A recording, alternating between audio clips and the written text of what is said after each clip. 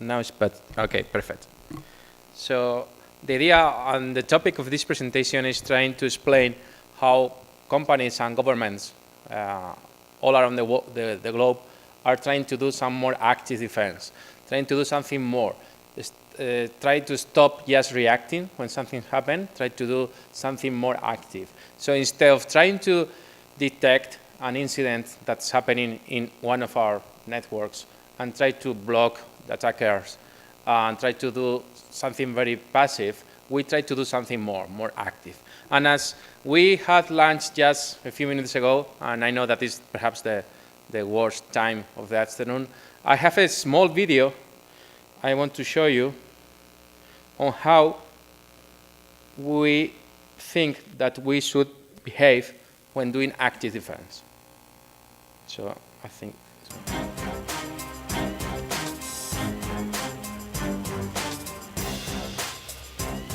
So as you can see in the video, instead of trying to attack our attacker back, we are reusing their momentum, reusing their inertia, trying to reuse all the efforts that the attacker is doing against us. It's trying to use all the efforts, time, tools, and reuse everything we can so that we can not attack back, but we can be more active when trying to defend our company or our government or organization.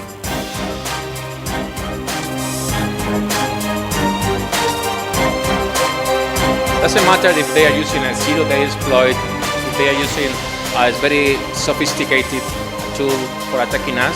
The idea is that we can try to turn that tool, turn that exploit, turn all the efforts against them. That's the idea that we see in this presentation. And that's something important because as defenders, as security analysts, doesn't matter the role we have, we are just focusing on defending our clients, defending our government, defending our companies, trying to be more in the defensive side, although of course we sometimes are in the offensive side as we do pen testing, we do red team exercises, we do cyber exercises. So, but the idea is that we want to defend our company, organization, networks, assets, anything that belongs to a specific organization. So for us, it has been a very long journey because at the beginning, well, that's me. If you want to have my Twitter handle, email, and that stuff. At the beginning, if we go back to the year 2000, more or less, we were very worried about the perimeter. We wanted just to defend the perimeter. So we bought firewalls. We bought firewalls for the external side, from the internal side. We wanted just to protect the perimeter. But 2004, more or less, everything changed. We not only wanted to defend our perimeter, we wanted to monitor what's happening in the perimeter. So we started working with the first CM tools, so tools that were for gathering all the events in our company and then monitor what's happening there. If you go to the year 2006, then we wanted to control the access to the network. And if you can remember, there were a lot of many products. The name would be NAC products, of network access control, where we were trying to control which person or which computers or which device we allow to connect to our network. Then if we move to 2008, we started worrying about information, not only about perimeter. So we were talking about DLP, data loss prevention, trying to prevent that there could be any data leak, as we have seen in the last 10 years. No? We can talk about WikiLeaks, Snowden, all the Vault 7 from the CIA in last month. So there are many leaks. Those are the public leaks, but of course all the companies, they have some leaks as well. Could be some leaks that are done by mistake, others can be done by an attacker. Then if we go back to 2010, we started to talk about threat intelligence. I guess that many of you have been working with threat intelligence. The idea is that we want to have many information, as much information as we can from the attackers, and try to monitor the internet, working with open source intelligence tools, looking in pastebin, looking in many different sites in the internet, in the dark web, in the public internet, looking for things that could affect us as well. So that's more or less threat intelligence. So we started working with threat intelligence. The first companies working with threat intelligence were the banks, as the financial institutions, they have been always heavily targeted by attackers because it's where the money is. But then all different companies nowadays, all the governments, all the companies, they use a lot of threat intelligence stuff. Then we moved to 2013, more or less, and we said, okay, we have a lot of information from our attackers. We have very valuable, insightful, and actionable information from a specific attacker. Let's share that information. And then we started sharing information with trusted peers. We sharing information with other companies that are in the same vertical, or sharing information with the government, or with CERTs, computing emergency response teams. So we started sharing information. But there were some big troubles as well there. Then 2015, more or less, all the attention came back to the endpoint again. So we have now the EDR, that's the endpoint detection and response. So we not only want to detect that something's happening in one of our endpoints, that could be a computer, a laptop, a server, a mobile phone, but we want to be able also to respond and do something more. That's part of the presentation for today. And then back in 2017, so nowadays, we are focusing on generating what I call first-party threat intelligence. So trying to generate our own threat intelligence that is happening in our own networks, in our companies, in our own assets. That's something that we'll cover in this presentation. And also, if we talk about threat intelligence, I was saying that there are some big troubles when sharing information among peers, but also there are big troubles when trying to deal with threat intelligence. The first one is the source. Which one do I choose? There are many sources of information in the internet. There are private companies, public companies, computing emergency response teams. There are many different groups that are giving you some kind of threat intelligence. So it's difficult to find which one do I choose. There are some verticals, like some organizations that are totally vertical, like FSSISAC, that is a financial services-oriented organization, where all the banks share information among them. But also there are many CERTs, the government, private companies from the US, from Israel, from Europe, from Asia, many companies working in the threat intelligence sector. So it's difficult to find which one do I choose. The second question is, how can I integrate that information with my existing technology? Because if I want to do something actionable with that, I want to do something with that information that those companies or those groups are sending back to me. So we need to integrate with them with CMs, with intrusion detection systems, firewalls, endpoints, any type of product we have. And that's something that is not always easy to do. Also, we need to have people with skills.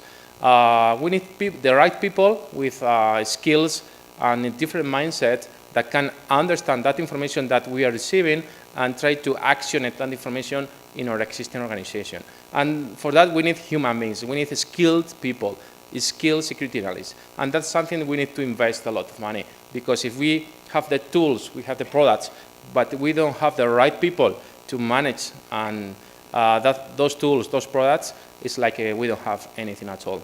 And also sometimes, this is something important as well, is that all the information that we are getting, much of that information is not affecting us, because it's information that is affecting a bank, and perhaps we are a petrol company, or it's information that is affecting companies in Germany, but we are in Turkey. So it's sometimes difficult to find if that information will be helpful for us or not. So those are some of the perils we have with threat intelligence. Sometimes also, in the industry security, or the security industry has failed again.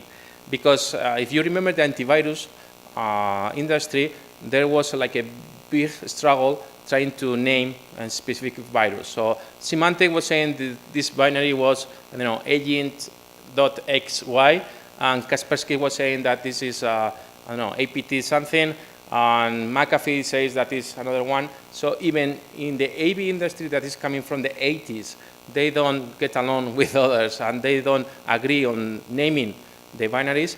The same is happening with all the threat intelligence stuff that we are getting. If we take the APT groups as an example, the same APT group, imagine, I don't know, a APT group coming from US. Some company says that is IPT 34, I'm just making it up. Another company says that the name is SOFA-C2. Another one says that is Uruburus. So sometimes it's difficult also to agree with the security industry. So that's something that also we need to improve as a security industry. But it's also something that is confusing all the companies, all the governments, because you don't know if you are talking about the same thing, and that's something important. Also, sometimes we feel that we have a kind of cyber Diogenes syndrome. As we are gathering as much as threat intelligence as we can, we are ending up with tons or gigabytes, petabytes of IP addresses, domain names, hashes from binaries that are coming from different groups, but we don't know if that is important or not, or that information is affecting us or not. So sometimes we feel that we are just gathering information because we want to gather everything, but at the end of the day, that information is not helpful at all. That's something important as well, because there are many, many indicators of compromise. That's the meaning of IOCs. There are so many IOCs out there. This is a public tool. It's a free tool in the internet. The name is LML Open Threat Exchange, where people can upload and download different IOCs. If you can see the number, it's a small number there on the left, there are more than 600K IOCs in this tool. Imagine if you download all those 600K IOCs, try to use them in your company, in your organization, it's a nightmare. Because I would say that 95% of those IOCs are not affecting you. So you are using information that is not helping you, and you then are loading the CPU of your security products with nonsense and false information. So that's a problem too. Also, we need to categorize the information that we are getting from different sources.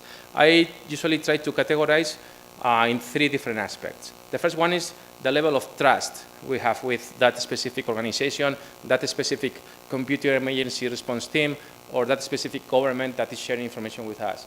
So that trust in security is something is always a must. The second one was the level of usefulness, if that information is useful or not for me. Because if I'm getting information from banking Trojans and I'm a petrol company, or I am a government, perhaps that information is not very useful for me. And the last one, but not less important, is the level of freshness. As you know, in the internet, everything is very volatile. So an IP address today, perhaps tomorrow, it doesn't matter that IP address anymore, because the attacker is using another IP address. The same with the domain name, the same with the hash of a binary. So the information lives very short time in the internet. Could be an IP address, binary, hash, domain name, anything.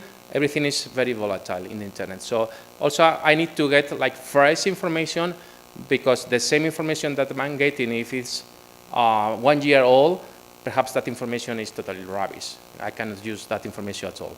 So that's also important. There is a nice graphic that tries to show the perils of the threat intelligence journey. This is a nice graphic from a person from Microsoft. The name is John Lambert.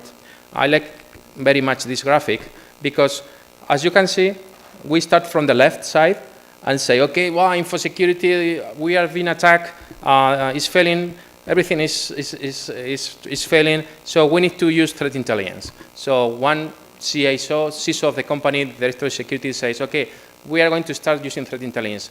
How can we start using threat intelligence? So we get different feeds from different vendors, we buy some black boxes, we buy some appliances, we install everything in our network, and then we start falling down. Because we are totally lost in the wilderness of the APT paranoia, we feel that we are attacked 24/7. That's always false positives. So we think that everyone is attacking us, and we are totally paranoid. Also, there are many different vendors that they are trying to sell their products to us. We don't know what to do with so much amount of information. So we are totally drawn in the IOC rapids. We have, as we have seen, hundreds of thousands of IOCs that they are not very helpful for us. But if we can climb the cliff and try to go further up, that's something different. So if we can use talent, we can have skilled people, skilled security analysts, and we can climb up the mountain to the top of the mountain, so we can successfully integrate both strategic and tactical threat intelligence into organization. That's a huge win, but it's very difficult to do that. Many companies are still drawn in the IOC rapids, so it's very difficult to go from the IOC rapids to go up the hill and successfully integrate everything. So that's a very good graphic. Also, we need to be more active. I was starting the presentation saying that we need to be more active, not passive. And this is a very nice quote from another guy. The name is David Bianco. He says that when you quickly detect, respond to, and disrupt, that's the key word, disrupt, your adversaries' activities, defense becomes offense. So we are not proposing hacking back. We are not proposing attacking back, because that is totally illegal. But we are proposing being more active, trying to disrupt our enemy activities, trying to disrupt or detour, or try to waste our enemy's time, or try to elevate the cost of the attack for the enemy. So that's what we want to do, and that's something what we are going to cover in this presentation as well. The same author, David Bianco, has a very good idea that perhaps some of them, you know, this pyramid is the pyramid of pain. This means the level of pain I can force to the attacker if I can block some of their IOCs. So at the bottom of the pyramid, you can see there says hashes. So of course, if I have a list of hashes, of viruses, of Trojans, and I just block those hashes, it's very easy to do. But the problem is that I'm not inflicting a lot of pain to the attacker, because the attacker can just flip a bit in a binary, can switch something in the binary, and the hash will be different. So for the attacker, it's not a problem at all. We are not causing many damage to the attacker. If we go up, we have the IP addresses. We can block IP addresses as well. If we detect or we have information about some IP addresses that we know that belong to a specific APT group. But of course, again, I can block IP addresses, but the attacker can change them very easily. So I'm not causing many damage, again, to the attacker. Then I have the domain names, the same one. Domain names are a bit more difficult to register. You need to give some names. Perhaps you need to use a credit card. So perhaps it's not something that is difficult to do automatically, but at the end of the day, it's the same. So I'm causing very few pain to the attacker if I only block domain names. Then I have observables. That's something more interesting. Something that we can see that perhaps we know that that specific group is using Mimikatz. Mimikatz is a tool for dumping Windows credentials. So if we know that they are using that type of tools, we are not looking for a hash. We are looking for something specific that, for instance, Mimikatz opens a process in Windows, try to dump some memory of that process to the disk. So that's something that we can try to detect. That's something more, is smarter. It's more advanced than trying to just look for a hash. And then up to the pyramid, we have the tools. If you can know the tools they are using, then looking for that type of patterns. And more to the up, the TTPs. TTPs means tools, techniques, and procedures. So if we can know their modus operandi, and we can block that modus operandi, for us could be a huge win, because we are human beings. Attackers are human beings, and they make mistakes. They have their own modus operandi, and they usually repeat all the steps. So if we can block something in one of those steps, it's something that will affect a lot of damage to them as well. And in the top one, we have the manipulation phase. That's the disruption phase. So if we are able not only to block their TTPs, but do something more, like giving back false information, try to disrupt their activities, try to waste their time, is something that, of course, is very difficult to do, but if we are able to go to that section of the pyramid, the top of the pyramid, we can affect a lot of pain to the attackers. That's something that could be like a very huge win as well. And then there is another graphic. Well, you know that I love graphics as well. This is another one from John Lambert. It's talking about crossing the capability chasm. The idea is that we need the skillful people, we need a skillful security analysts, so that we have that information, we have different threat intelligence feeds, we have a lot of information, security products, but we need those people in order to use that information and integrate everything into our organization. So that's also the meaning of this graphic. So sometimes we have a security operations center, but we have thousands of incidents daily.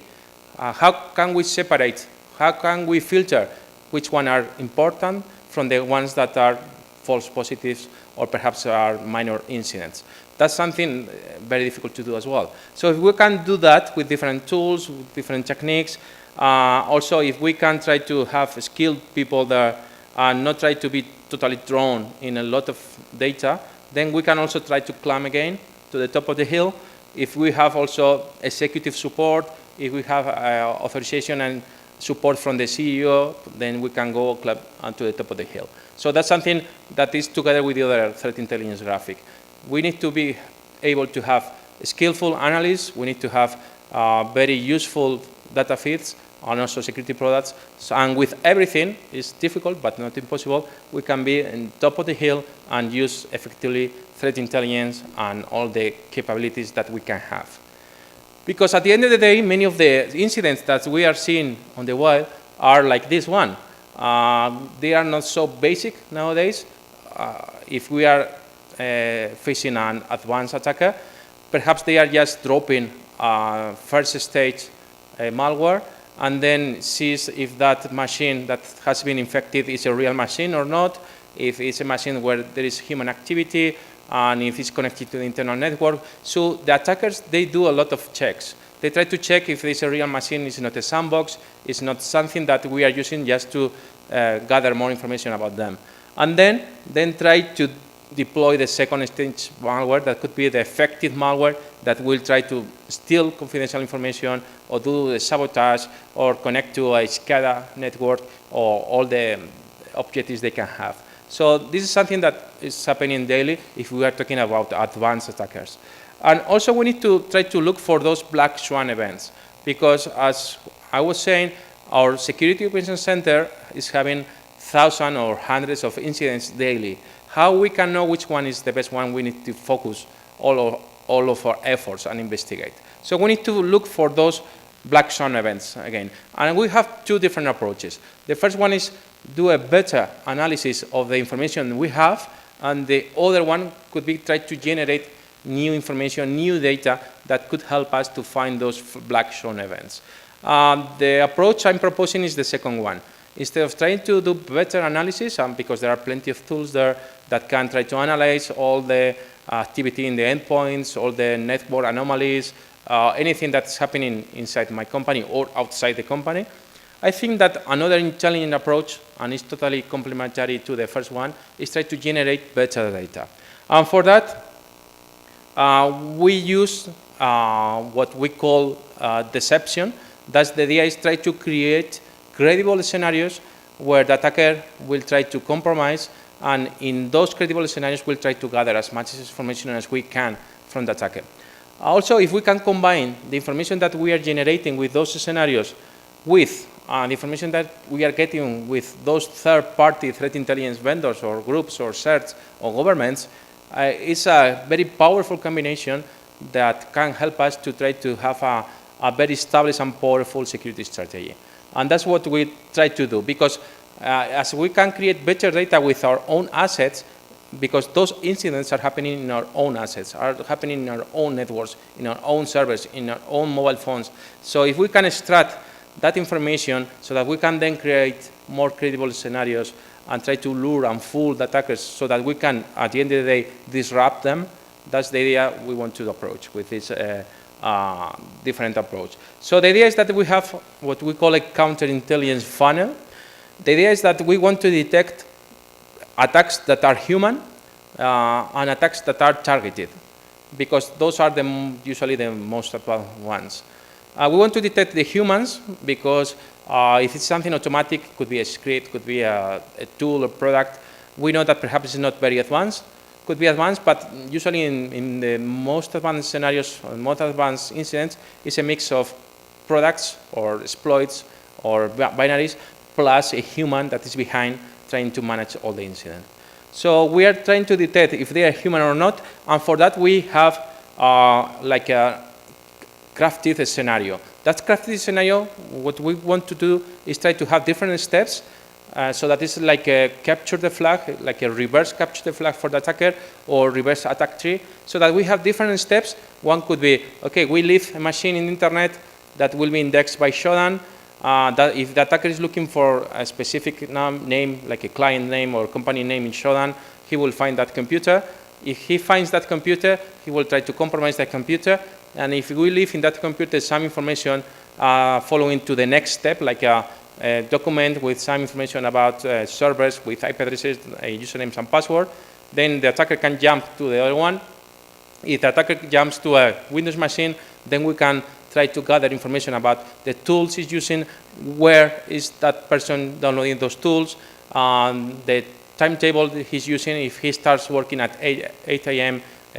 West Coast time in the US, or perhaps starts at 5 o'clock, and we know that it's 8 a.m. in India. It doesn't matter.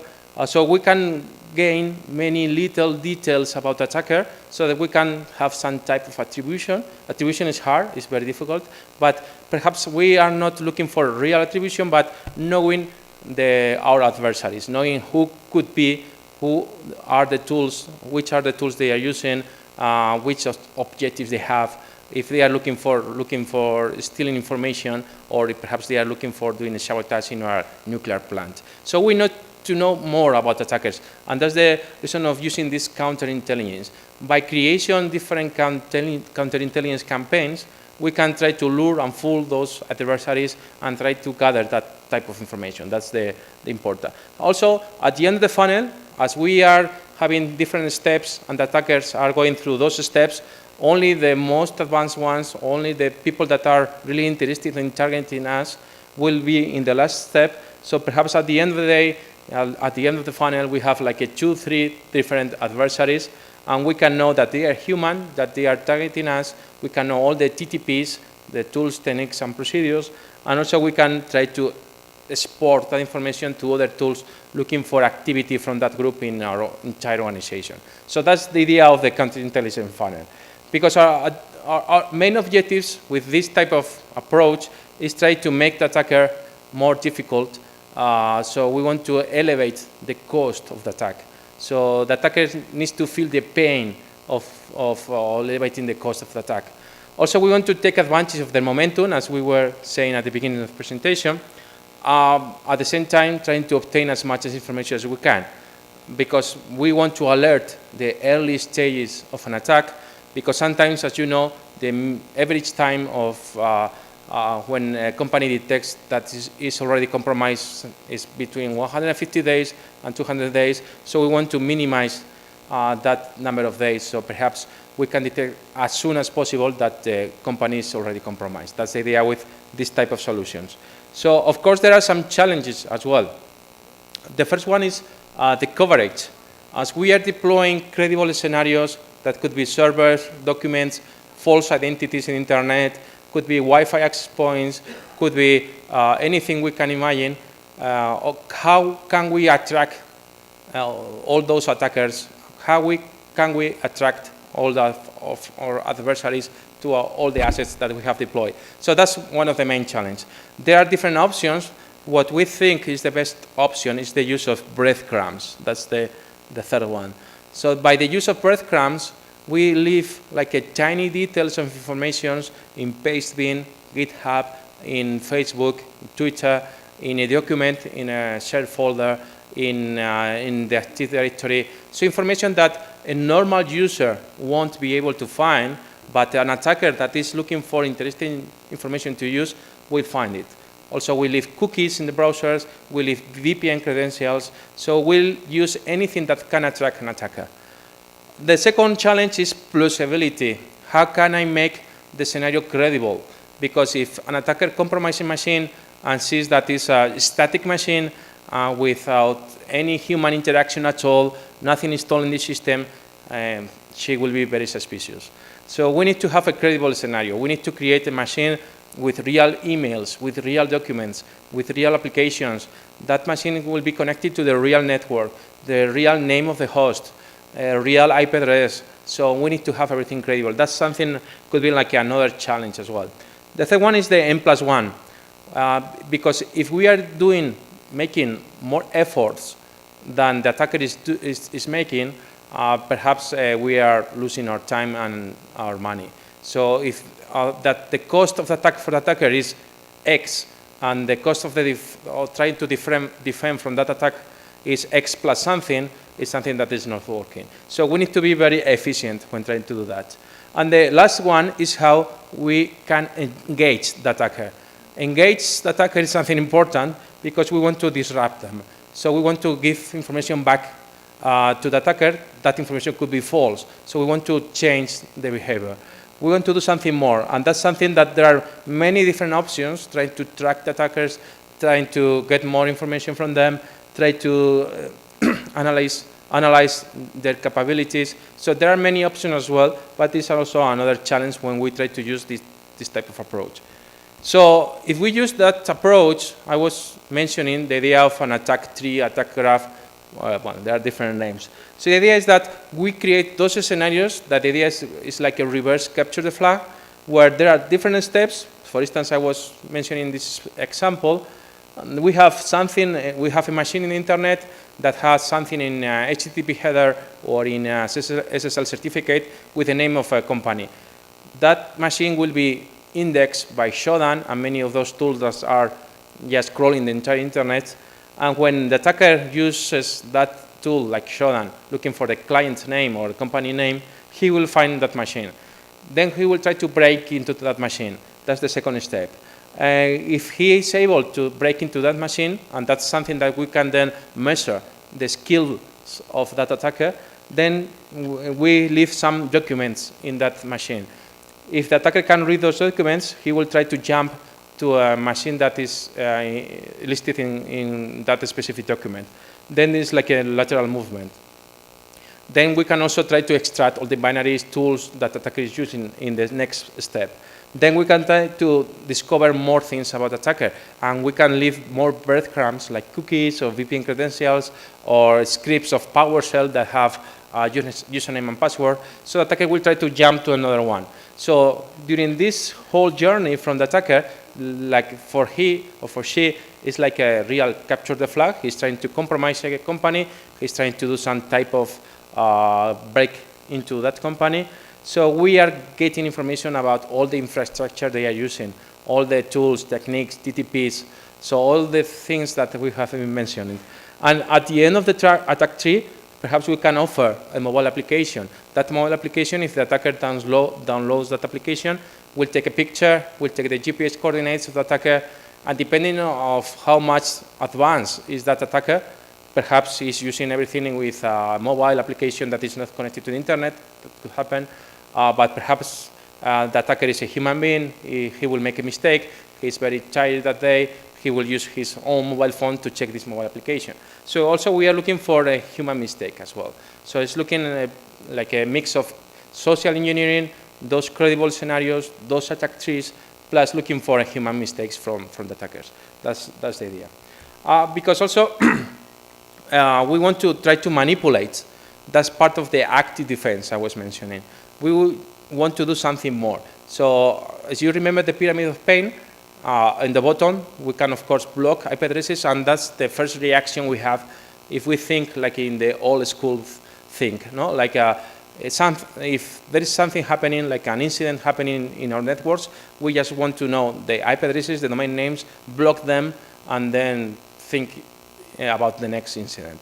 So this is different. Instead of trying to block everything, we are going to try to manipulate, try to disrupt the attacker. So it's a shift.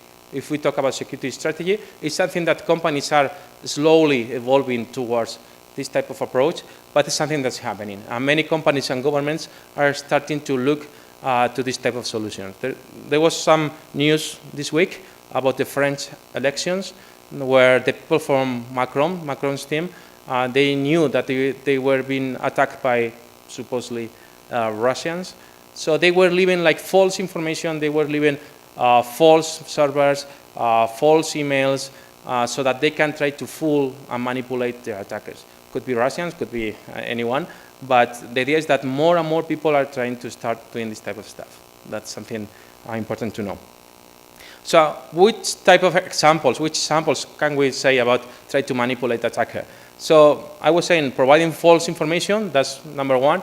That's very difficult to do sometimes because that information needs to be credible. So that you need sometimes some manual interaction as well. You can also make them think that they are successful. You can try to focus them on secondary incidents. So perhaps they think that they are totally successful, but they are just compromising. Could be a honeypot, could be something very, very not important for us. We can also try to force them to show their infrastructure. That's something important because then we can try to monitor if they have been breaking into other machines in our company. We can generate fake network traffic, fake logs, fake news, fake everything, so that they can think that the attack is successful. Also, it's something that sometimes we do as well. We can try to redirect their connections to other hosts. So perhaps we know that there is a specific group that is attacking one of our web servers that is in the internet and is trying to do it 24/7. So we can try to redirect all those connections to another host that seems to be the same one, but in that host we are letting those attackers to log in, to break into the system, and then we can try to do something more, that attack tree that I was mentioning. So that's something we can do, and many companies are doing nowadays. So as a summary, conclusions, as I was saying at the beginning of the presentation, third-party threat intelligence, that's the typical threat intelligence feeds that we get, are important, are helpful, but sometimes it's difficult to find which one we need to choose or which ones will be valuable for us. So if we can combine those third-party threat intelligence feeds with one of the information we can generate from our own incidents by using this type of credible scenarios and using deception, we can have like a powerful combination that can help us a lot to try to know more about our own attackers. So we can have some quick wins, and also we can know and force the attacker to make some mistakes. So as a final conclusion, I like this sentence, is we need to stop managing incidents and start managing adversaries. Because if we just block them, they will come back because they are interested in us. It's a targeted attack. They are trying to look for us. They are trying to compromise our company, our government, our department. They are not just by accident in our networks. So if we just block and repel, they will come back the next day. But if instead of trying to block and repel, we try to manipulate them, play with them, fool them, it's something new. It's something that we can have be more active. So that's something important to take as a conclusion. No? Like the bottom line for the presentation could be stop managing incidents and start managing adversaries. So that's something important. That's all. So thank you for your time. And if you have any questions.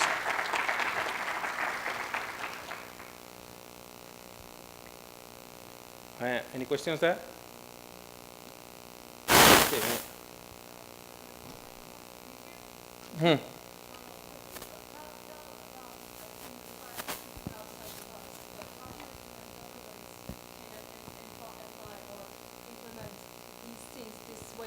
This way of manipulating the adversaries, because I don't think this fully fits to how government is acting right now, or I don't know, nation states. You tell. Well, that's a very good question. I think that depends on the government. There are governments that are more active trying to do this type of things. It's true that governments are usually slow adopting new techniques or adopting new things, but there are more and more governments trying to cooperate and work with some private companies. So private companies working together with governments, they can have that fresh spirit or trying to push those adoptions as well. So because people from governments, part of my experience from government is that they prefer to do all the things like in the old school way, or like thinking like they are still in the 90s. But there are some people inside governments that if you offer the possibility to do something more advanced, they totally are going to buy it. So if you can try to mix, like could be people from a computer emergency response team, or could be a private sector, could be someone from the university as well. If you try to push that efforts, push that innovation with the government, sometimes it works. Not always, but I think at least you need to try.